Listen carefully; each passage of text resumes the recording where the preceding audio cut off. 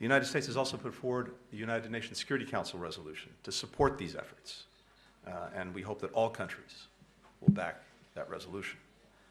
Second, there's an agreement, as you heard from Minister Shoukry, on the urgent need to surge and sustain humanitarian assistance for the people of Gaza.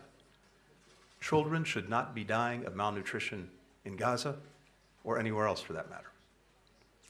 100% of the population of Gaza is experiencing severe levels of acute food insecurity.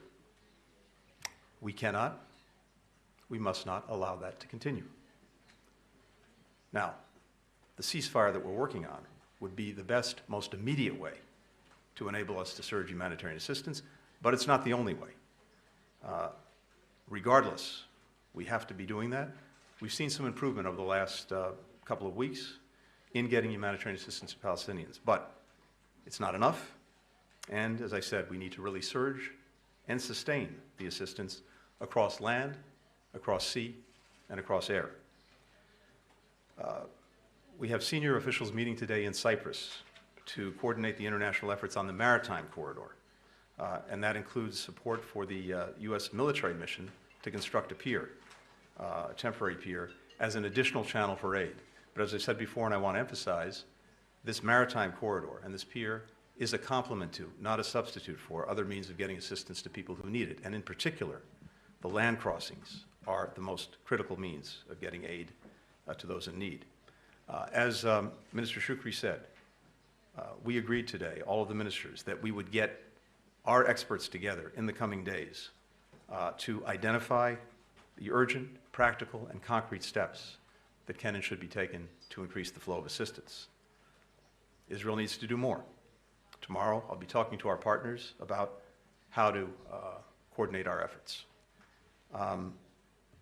As the foreign minister mentioned as well, we also discussed Rafah. We all share concerns. There are more than 1 million people in Rafah, many of whom were displaced from other parts of Gaza. A major ground operation there would mean more civilian deaths. It would worsen the humanitarian crisis. There is a better way to deal with the threat, the ongoing threat posed by Hamas. Third, we discussed and agreed on the need for long-term peace and security. This discussion very much consistent with the principles that I laid out in Tokyo many months ago, that Gaza cannot be used as a platform for terrorism. There can be no displacement of its population. There can be no reoccupation by Israel. And we also agreed that this requires a path to 2 states with real security guarantees for Israel. In turn, this also requires real reform of the Palestinian Authority. And we've seen some initial steps in that direction. More is needed. Revitalizing the PA with a better, more representative government, including Palestinians from Gaza, is critical to achieving the vision of a Gaza unified with the West Bank under Palestinian Authority. If and as the Palestinian Authority pursues reform, I'm also convinced that the region will strongly support it. Regional integration is one of the building blocks of lasting peace and lasting security. And that includes normalization for Israel with its neighbors. Yesterday I had an opportunity to meet again with Saudi Crown Prince Mohammed bin Salman, as well as with the Foreign Minister. And we had a very good discussion about the work that we've been doing for many months now on normalization, and that work is moving forward. We're continuing to make good progress. I believe we can reach an agreement which would present a historic opportunity for 2 nations, but also for the region as a whole. So I think if you look back on these past couple of months, since I was here in January, we have been working very closely together with our Arab partners on all of these post-conflict pieces. There's not only more consensus on the priorities, ceasefire, release of hostages, humanitarian assistance, and a clear pathway and plan for the future. I think there's increasingly consensus on the steps needed to achieve that. These are difficult days but that only reinforces our determination to get to better days. Thank you. هنفتح المجال لسؤالين لكل وزير. Now the room is open for taking 2 questions for every minister. We'll start with Ms. Sarah Sharani from Dastur newspaper. Please. My question is for His Excellency Mr. Sameh Shoukry. Today's meeting is the 3rd meeting between the ministers of foreign affairs of 6 countries to tackle how to deal with the crisis in Gaza Strip. These meetings, of course, include the Minister of Foreign Affairs in the United States. After the visits of Minister Blinken in the region, can you inform us with the spaces of agreement and disagreement on how to get out of this current crisis and to explain to us how the positions are close to each other regarding the future vision in dealing with the Palestinian issue. I believe that there is a great ground regarding the consensus and the agreement on the importance of ceasefire and hostage release, and this should be done as soon as possible, so there is a room for mitigation and increasing the amount of humanitarian aid. We value the danger of the humanitarian situation. That's why we developed this mechanism at the level of the specialized officials in order to find out ways to increase the aid. There's also consensus or agreement regarding the necessity to avoid any military escalation in Rafah and the total rejection for displacement of Palestinians outside their land. This is a common ground, but we have to set the mechanisms on the implementation of these goals. We should go beyond and reach another phase or a following phase, which is the political perspective of this conflict. This can be achieved through the 2-state solution. So we have to tackle both the current issues for the time being and the future issues in order to avoid the vicious circles of the conflicts and the heritage of blood that the coming generations would bear with. We have to set the mechanisms, and we should be confident in our partner, which is the United States, that has a special relationship with the states of the region. Israel, especially with Israel, it has an effective role. And of course, regarding also the support from the other states in the region that has connections with the United States. So we have a mutual vision regarding a region that enjoys stability to end this conflict that lasted for 7 decades. We have to work and intensify our work. It's not enough to be on an agreement regarding the goal, but we have to set the procedures necessary to achieve this goal. Another question? Okay, Pamuk from Reuters, please.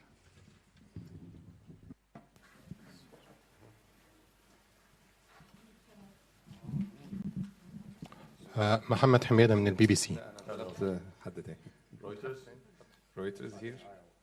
Sister يصير هنا قدام. The front. That's fine. That's fine. Thank you, Mr. Secretary, Foreign Minister. Mr. Secretary, you mentioned Doha while talking about ceasefire talks. Can you confirm CIA Chief Bill Burns is going to be there? And do you think these talks are now in final stretch? You also talked about your meeting with Saudi Crown Prince. What progress exactly have you made? Are we close to having a U.S.-Saudi civil defense pact and cooperation on civil nuclear agreement?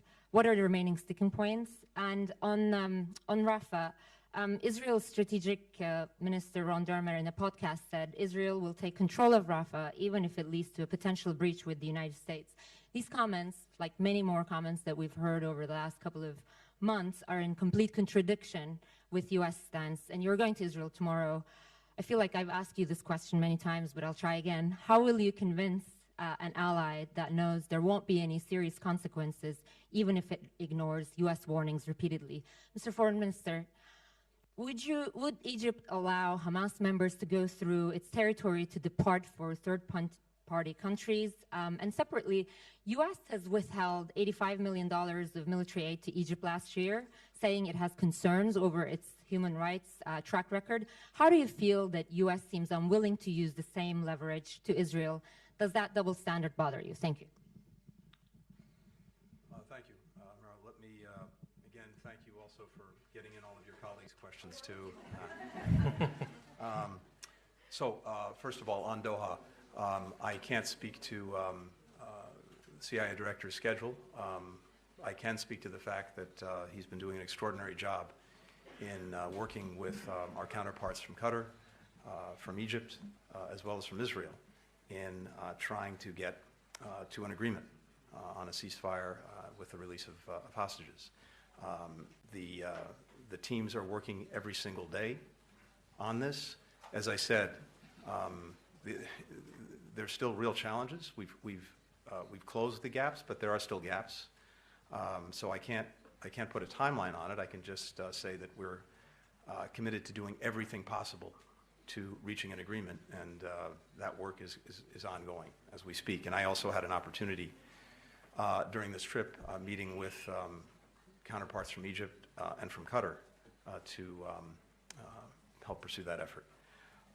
With regard to Saudi Arabia, what I can tell you is this is something, the normalization plan that we've been working on for many months. In fact, we were working on this intensely before October 7th.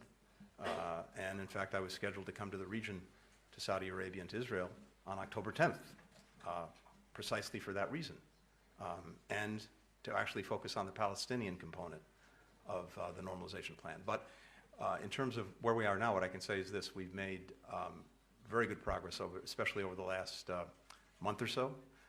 We still have some work to do, but I believe that, again, the progress is good. It's real. I can't put a time frame on it, but we are, I think, getting close to a point where we'll have agreements. On Rafah, again, we've been very clear. President Biden's been very clear that a major ground operation in Rafah would be a mistake and something that we can't support.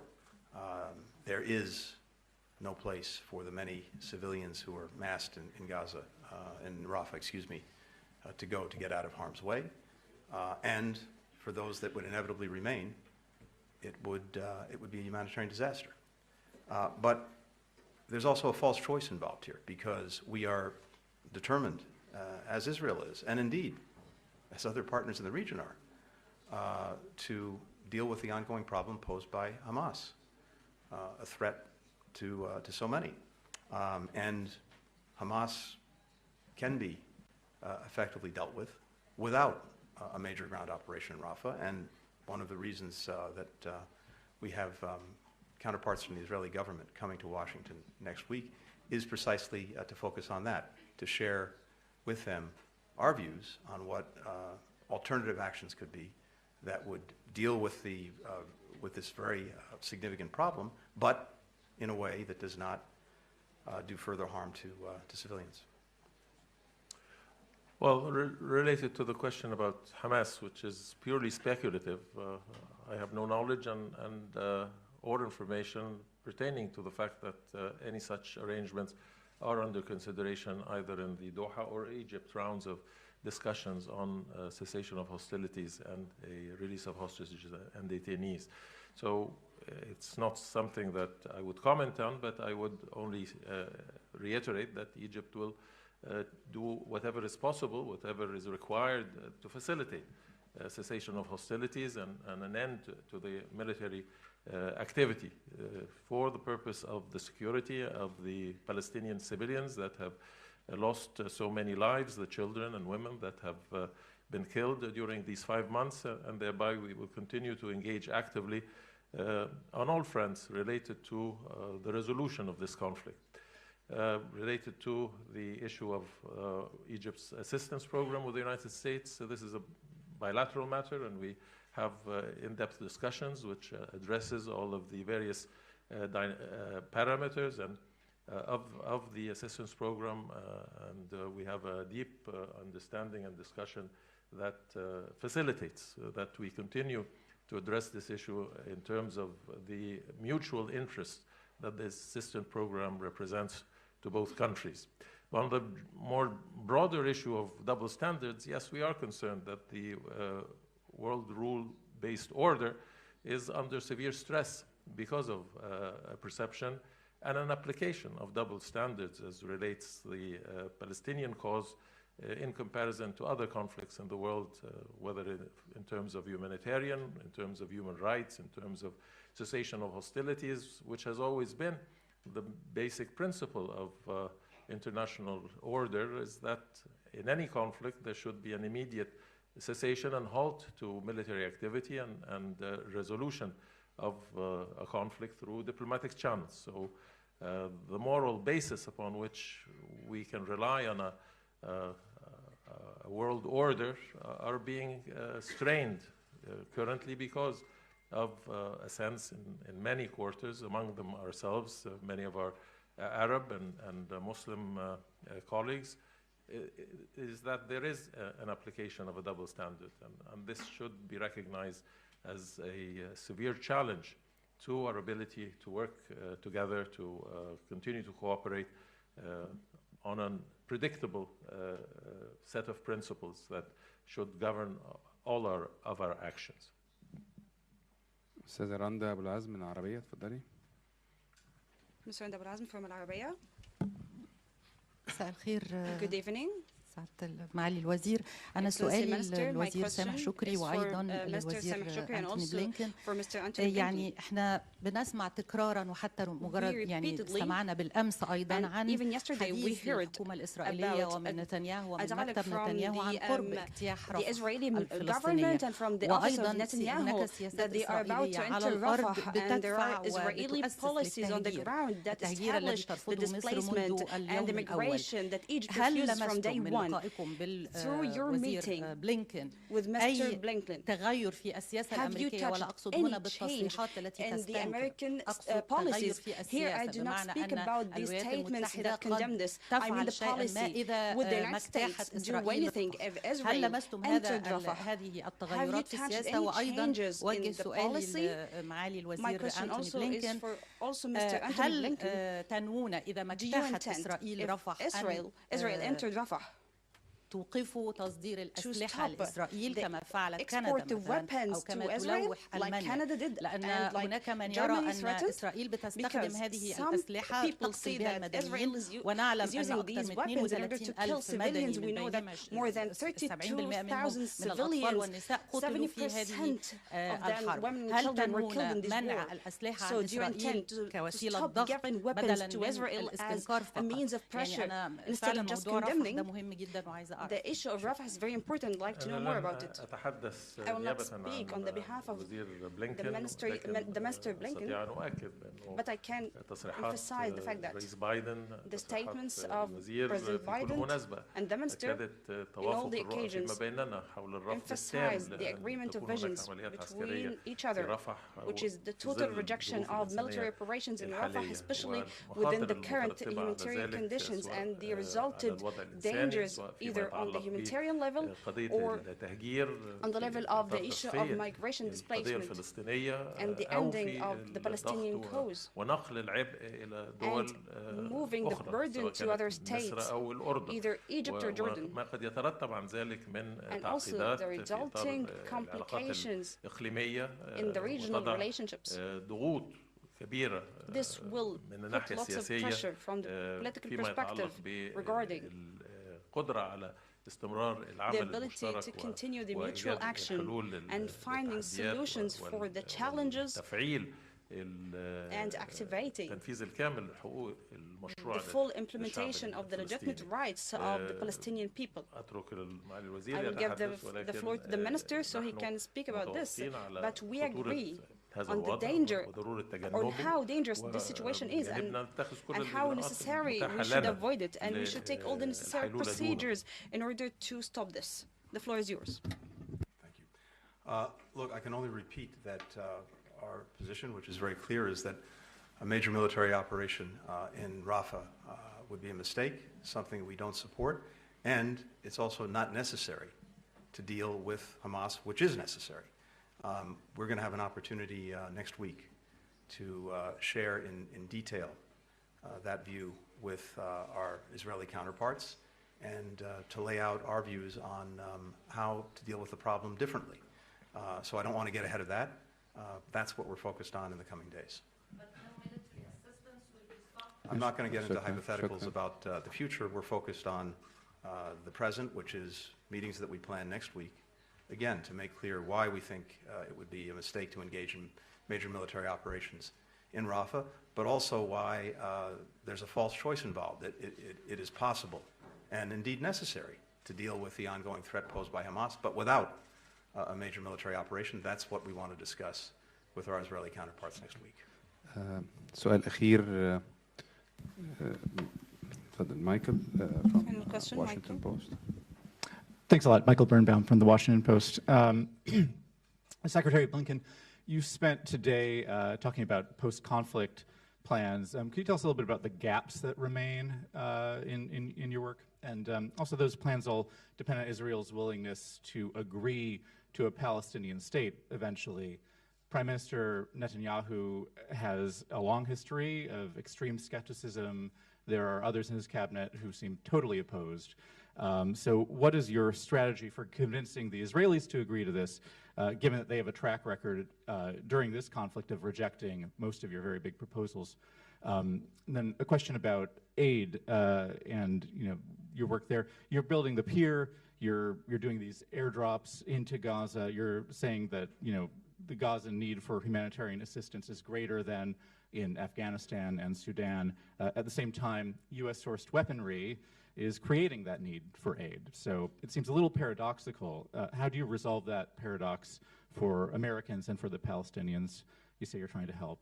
And Minister Shoukry, we just heard you restate your position. We also heard Secretary Blinken say that Palestinians should not be displaced from their land. We know the history behind your concerns, but at the same time, you also just mentioned double standards. In other conflicts, refugees commonly flee the conflict. They go into neighboring countries. They seek safety in their neighbors. A large portion of the residents of Gaza are starving, and you in Egypt are in a unique position to help save lives. So I just wanted to ask why you won't do it in this case. Thanks a lot.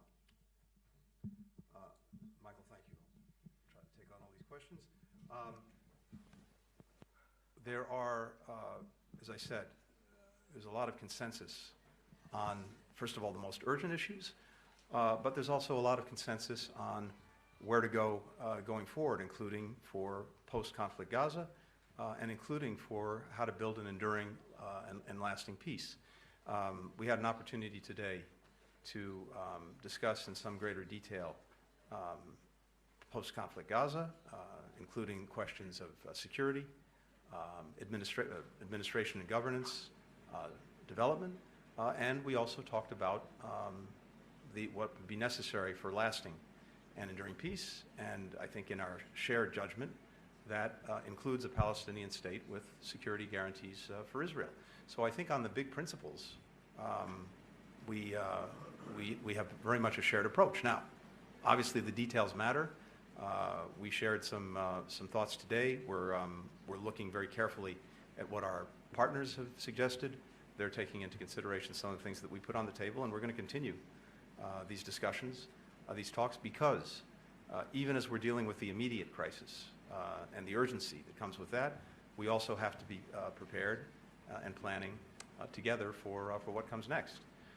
When it comes to a Palestinian state, look, in this moment, given the passions, given the horrific events of October 7th, given the suffering of Palestinians in Gaza these last 5 months, I know it's hard for people to focus on the future and how to get out of this endless cycle of terrorism and violence, death, destruction. But it's important that we be working on that, so when the moment is right and people can begin to focus on it and really focus on the choice that's there. And I think the choice is clear. As I've said before, there is a path forward where Israel is genuinely integrated into the region. Its security is guaranteed. The Palestinians have the state that they deserve and are entitled to, with appropriate security guarantees for Israel. We have a reformed and strong Palestinian Authority to engage in governance. And that path is both clear and it's possible. And what's changed recently is the commitment of virtually every country in the region to really pursue the integration of Israel into the region. But that also requires that there be a pathway to a Palestinian state, and of course it requires that there be an end to the conflict in Gaza. So we need to continue to do the work, and when people are able to focus on that path versus the alternative, which, as I said, is a path that leads to endless cycles of violence, and also a path that is to the benefit of perhaps the biggest threat to Israel and to many others, which is Iran and its various proxies. The perpetuation of this cycle only benefits Iran and the proxies that are working for it. So I think as that choice is clear, people will begin to really think about it and make decisions. Finally, the paradox that you alluded to. Look, we're committed to Israel's right to defend itself and to making sure that it has what it needs to defend itself and to make sure that October 7th never happens again. We're also committed to doing everything we possibly can to help people who are in harm's way, to protect them from harm if we can, and to give them the assistance they need wherever they are, including in Gaza. These are distinct things, and you've heard our determination, our shared determination among all of the partners about the urgency of getting more assistance to more people more effectively. Well, thank you for your question. This is certainly, the conditions are unprecedented and are incomparable to any other conflict that has existed in the world, or how it has been dealt with, or the reactions of the international community towards what is happening. But at the same time, I think the vast majority of Palestinians, both in Gaza and in the West Bank, recognize that there is potentially an intention to liquidate the Palestinian cause, the Palestinian rights, by the issue of displacement, by actions that will create internal and external displacement. And they don't want a further Nakba. They are associated for centuries to this land. They are committed to maintain their position on this land, and they have shown a resilience that has gone beyond anything other than the mere courageousness of recognizing their legitimate rights and upholding them, whether they do not find the necessary resolve within the international community to recognize that their human rights are as precious as anyone else's, and that the circumstances that they are in should not exist in the 21st century, should not exist by virtue of the Charter of the United Nations, on the rule-based order that we seem to advocate. But at the same time, Egypt has undertaken its responsibility in terms of the provision of assistance, almost 70% of it generated by the Egyptian government, by the Egyptian non-governmental organizations, and at the same time, the reception of multitudes of Palestinians, civilians, children, women, babies who have been transferred into Egypt for hospitalization and for treatment. And we will continue to address this issue in the humane manner that we have in the past, whether it's related to those who are coming out for need of assistance, for their vulnerability. And you should be in a position as the media to ask, why is the media restricted from reporting effectively what is happening and being in Gaza and reporting on what is the actual state of the humanitarian conditions that exist. We'll do everything possible, and again, it is that we look to work together with the United States so that we can end this conflict both in the short term and hopefully resolve this conflict categorically in the future on the basis of a two-state solution. I want to thank Tony for the time he has provided us and to wish everyone here a blessed Ramadan. Kul aam wa antum bi khair. Thank you very much.